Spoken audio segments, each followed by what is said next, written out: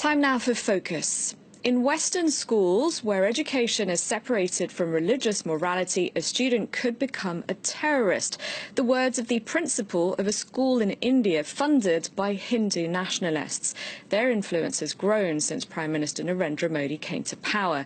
His party, the BJP, rewriting school books to the disadvantage of minorities. Shreya Banerjee reports.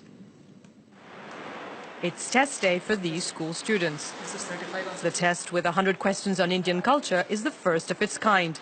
It's been organized by India's ruling Hindu nationalist party, the BJP. It's not part of the curriculum, at least for now. We Indians are moving further away from our heritage. That's why we have this test, so that we can build a prosperous nation. This man is a BJP party worker, not a teacher. Around 1 million students in the northern Indian state of Uttar Pradesh are taking this test.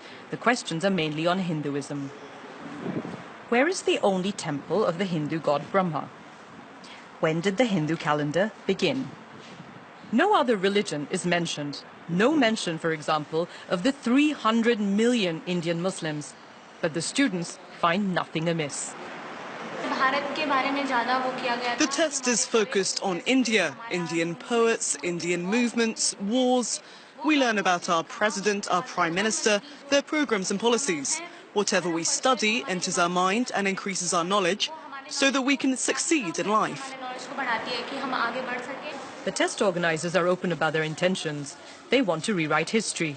Whatever we have learnt from British and Muslim emperors should be removed, and it will be removed. The previous governments did not care about the nation. It is time for our government to put the right heroes in the syllabus. An Indian newspaper recently reported that certain textbooks had erased all mention of India's first Prime Minister, Jawaharlal Nehru. Nehru was a member of the Congress party, a major rival of the ruling BJP. That's not the only change, says this historian. Their purpose of coming to power is not power itself, but power to be used for an ideological end, to make India into a Hindu Rashtra. They successfully changed a very large number of history and other social science textbooks. It is a very distorted vision of the past, a wrong vision of the past, a wrong understanding of the past, which they are trying to impose on the present. The education system is a very important means of changing the mindset of society, particularly the young. RSS has always tried to catch them young. The RSS was founded in the 1930s in India. The Hindu paramilitary organization is very vocal about its anti-minority stance. And the Indian Prime Minister Narendra Modi is one of its members. The group is looking to erase centuries of Muslim presence in India. Symbols of that time are still very visible in the country. This is a school fully funded by the Hindu nationalists. The RSS says there are at least 12,000 of these in India, with 3.5 million students. Every morning, the children begin their day with a prayer.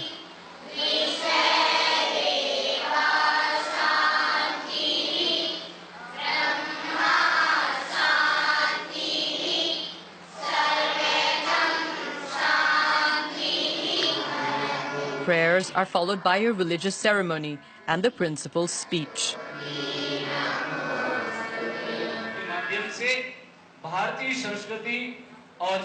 The students do the same exercises every day.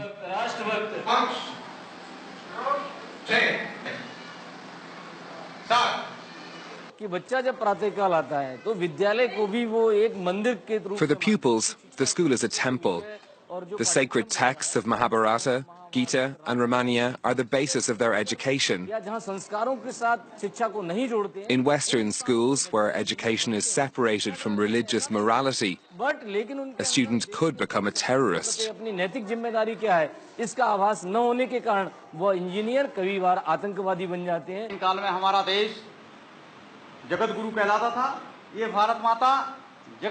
A narrative that glorifies Hindus and casts minorities as outsiders.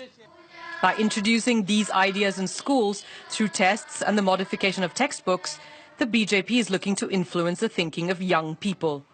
Almost half of India's population is under the age of 25. For more on this, I'm now joined in the studio by Olivier Guillard, Asia Research Director at France's Institute of International and Strategic Relations. Hello, thank you very much indeed for coming in. First of all, if you could tell us a bit more about the RSS. I understand it helped propel Narendra Modi to power.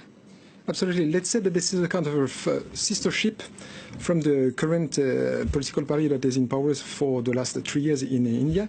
It's a kind of movement that is between culture, sports, ideology. It's something that is supposed to be closer to the rightist side of the political spectrum in India than to the left, obviously. And this is a kind of pretty large organization. It's not supposed to be, it's a place for each and every Indian, but still the mainly pillars of this organization is mainly based on Hinduism and Hindu philosophy. And this is not a secret organization. It's a pretty large. You can, when you are lucky enough to visit regularly this country, you find pretty large places where you see guys training, young guys training. Any idea of the numbers? They are by millions, yeah, they definitely. But once again, it's not a secret organization. It's pretty. Your colleague said it properly a few minutes ago that this is an organization that's probably 70 or 80 years old, and there has been a large numbers of even political leaders, regional or national, that joined this organization many years or decades ago. So, and once again, it's not seen like a political party as such. But this is a kind of internship preparing guys to join the right side of the political spectrum or the Hindu society in an Indian nation. So how many members of the current government do you think are there who were once members of the RSS, and how crucial a role does it play in the government now? This is quite an interesting issue. I don't have exactly the numbers in mind, but I would say that probably over 1 people out of 2 in this government on the national basis. Where regionally, once again, we need to remember that India is a federation of federalist countries. Each and every of the 30 states has quite a different type of local government with different kind of competencies. But at the national level, in the current government, that is an Hindu nationalist government, it's not. As such, this is not a crime to have such an agenda. I mean, so they came to power peacefully. Narendra Modi 3 years ago won the general elections very easily, with such a numbers that we had not seen such a success for at least 30 years in the country. So there has not been any crime, derived by the vote in what India is called the largest democracy in the world. It's not for nothing. At the moment, let's say that around Narendra Modi, which remains extremely popular 3 years after arriving to power, he has a lot of people around him that do belong from a close side or from a longer side to this Hinduism movement. Because you say, yes, democratically elected, but you mentioned crime, and there has been a rise recently in religiously motivated violence. Is that not in part because of the intolerance towards minorities that the BJP is displaying and really not hiding in any way? That could partly explain the situation. After that, you just need to look 10 years ago, 20 years ago, 30 years ago. I was a student in this country 30 years ago. There were already in ethnico-religious confrontation and violence between Hindu and Muslim, between Hindu and Christian, between Christian and others. So it's part of the story of this 1.3 billion population. And to be really frank, there has not been the numbers that have not been multiplied by 2, 3, or 6. No, there is a sort of slight trend to see more ethno-religious violence. It's not about crime, it's about confrontations. But once again, it's part of the story of the modern India. What about dissent, though, cracking down on dissent? Recently there was a high-profile journalist who was killed, and she was a critic of Hindu nationalism. Is that not something that is peculiar to recent times and the atmosphere at the moment in India? I don't believe so. I mean, if this is based only on one fact, it's not enough. It's not a scientific perspective. Just think about something. Mahatma Gandhi, the philosopher behind the modern vision of India, was killed by an Hindu fundamentalist. So it was 70 years ago. So I have not seen in this country that has probably one of the largest and freest press situation in the world, I have not seen such a huge tsunami or surge of such crime. It's a sad story, but still, we cannot say that the situation today is so complicated in India for the journalists. It's not the case. It's probably one of the freest press in the whole Asian region. So the wider population still very much supports Narendra Modi? Definitely, yeah. All right. Thank you very much indeed. We'll have to leave it there, Olivier Guillard. Thank you for your time. Thank you for watching. I'll be back at the top of the hour with a full news roundup.